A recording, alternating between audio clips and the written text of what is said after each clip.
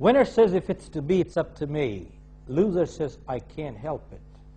Folks, we all have heard many self-made success stories. Have you ever heard a self-made failure story? Probably not. They always blame somebody else. You ask any failure, success is a matter of luck. They'll always tell you that. I've been asked, success is tough. I say, of course it is, but you try failing if that's easy. I'll tell you, failing is a lot tougher than success. Going back many, many years, I was in Toronto. I heard a story of two brothers. One was a drug addict, drunkard, used to beat up his family, and his blood brother had a great business, wonderful family, highly respected all over. Some people wanted to find out how could two brothers of the same family be so apart. So they went to the druggie and asked him, how come you do all the wrong things? Where do you get your motivation from? He said, my father. He said, what about your father? He said, when I was a little boy, he said, my father was a drug addict, drunkard, used to beat up my family. That's what I used to see. That's what I am. What do you expect me to be?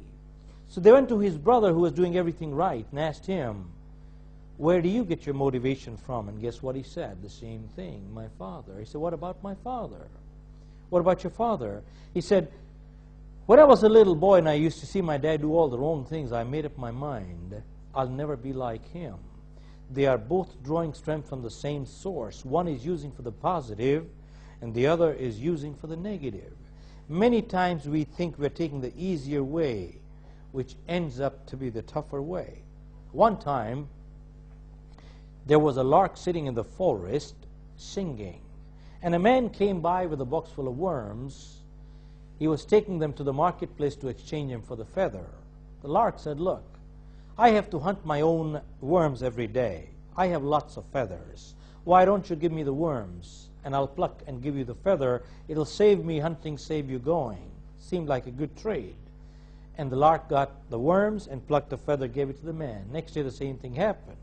The third day the same thing happened. The fourth day, till a day came, the lark had no more feathers to give. It couldn't hunt its own worms. Stopped singing very soon. The lark died. What is the moral of the story? Very simple.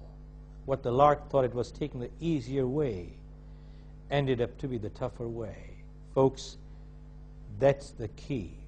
There are no shortcuts in life, and many times when we start taking shortcuts, we start compromising our values. Successful winners accept responsibility. Losers always blame someone else. They play the blame game. You know what the blame game is? My parents did it, teacher did it, company did it, economy did it, country did it. Somebody else did it, my star did it, horoscope did it, fate did it. I never did it. They will never accept responsibility. Folks, success is a matter of laws, and it's not a matter of luck. And the first law of success says,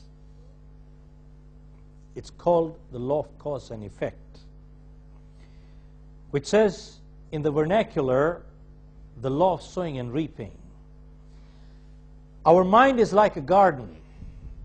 If you plant good seeds, you'll have a good garden.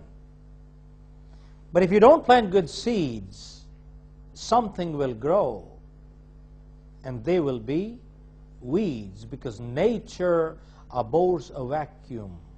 Either we have a positive or we have a negative. There is no neutral. When I wrote my book, You Can Win, I had two nephews. They were 12 and 14, and they were playing tennis like professionals. So one day my cousin came over and said, Shiv, this game is getting very expensive. These kids are going through the racket, the ball, the coach, the loan fees. The game is getting very expensive. I said, getting expensive as compared to what? It's relative. But then I said, if it's so expensive, why don't you have them stop playing tennis? But tell me, when they come back from school at 1 or 3, they have all the time at hand and all the energy in their body. If they will not play tennis, what will they do? There was a silence for 30 seconds. He said, I think it's cheaper this way, I'll continue. Why? Folks, our mind is like a garden. If you don't plant good seeds, weeds automatically come in. Either we have a positive or we have a negative. There's no neutral here. But you go ask a farmer. Even if you do plant good seeds, weeds still come, don't they?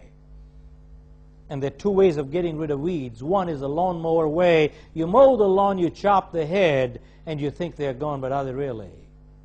But the second way is you take a sharp object, get on your knees, and plug it out of the ground. It's a tougher way, but a more permanent way. That is what we are talking in terms of law of sowing and reaping. Folks, the law of sowing and reaping says, 1, you must have the desire to sow. 2, desire alone won't do it, you must sow too. 3, you sow tomatoes, you're not going to get potatoes. 4, when you sow, you don't reap the fruit the same day. There's a gestation period, but the kind of world we're living today, everybody wants to reap right the moment they sow. It doesn't work that way. There's got to be a gestation waiting period in life. And 5, it says you must sow first. You can't reap before you sow.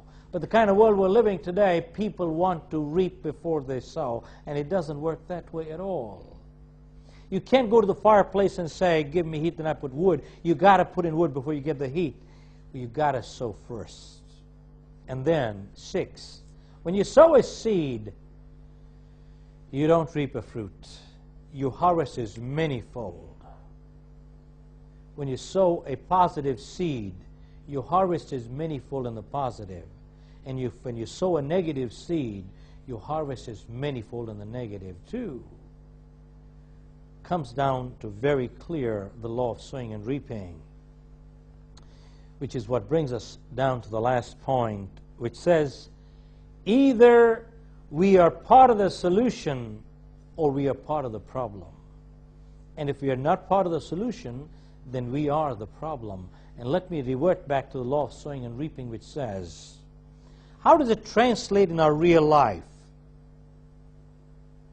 It says, you sow a thought, you reap an action. You sow an action, you reap a habit. You sow a habit, you reap a character. And you sow a character, you reap a destiny. Start again. You sow a thought, you reap an action.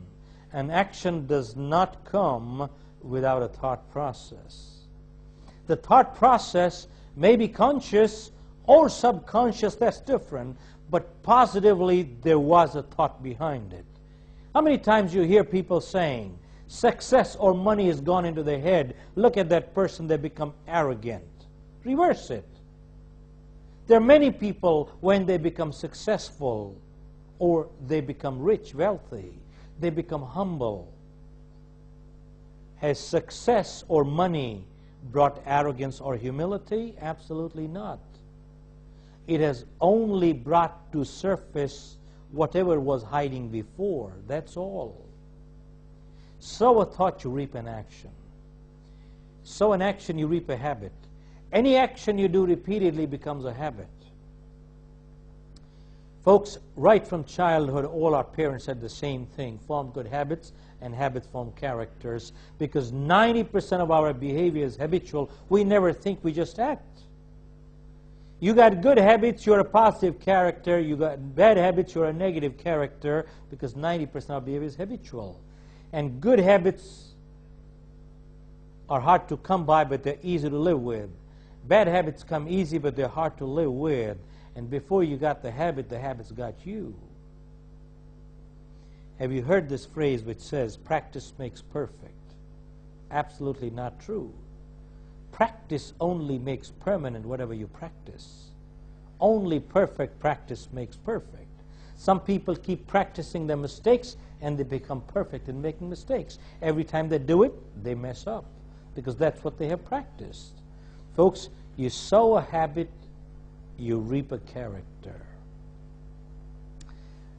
And you sow a character, you reap a destiny. Important thing is, thoughts are causes. Can we choose our thoughts? And if we can choose our thoughts, we can control our destiny. And that is really the bottom line. We can all choose our destiny by choosing our thoughts.